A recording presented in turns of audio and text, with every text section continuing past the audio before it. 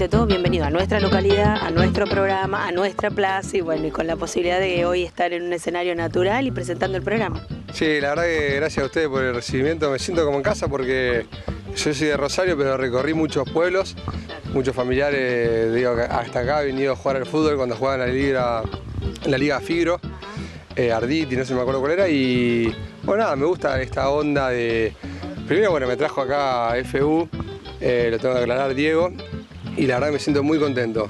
Por eso te digo, me siento como en casa y disfruto mucho salir de la rutina habitual y ver a los chicos andando en bicicleta, la tranquilidad, la paz y el amor que hay acá.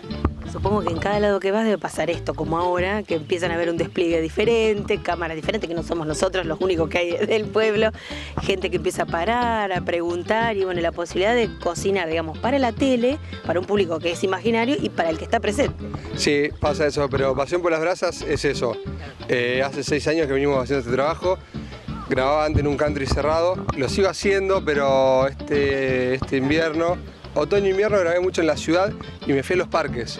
Y empecé a explotar el tema de que la gente se acerque e invitarla al programa, ayudarme a cocinar algo. Entonces el que pasa por acá cerca cobra, viene a cocinar conmigo. Así que me encanta, no, me gusta porque aparte de que está detrás de cámara, trabajo para eso, ¿no? Mi trabajo es que la gente cocine, ese es mi objetivo. Y si, por ejemplo, pasa una persona y se viene conmigo, eso quiere decir que está del otro lado, también se siente parte del programa.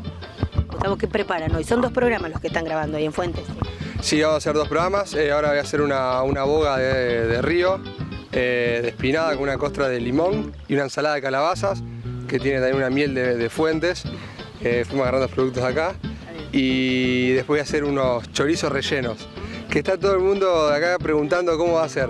Así que no voy a decir nada hasta que no vean el programa. Que se queden y después que prueben en la casa de hacerlo, ¿por qué no? Así es, así es. La posibilidad de verte por Canal 3, vamos a recordar a la gente ya que está a pasar el chivo, ¿cuándo sale? Domingos, 12 horas en la pantalla del 3. Y también te espero a vos los domingos, 12:30, acá en el canal local, Canal 2.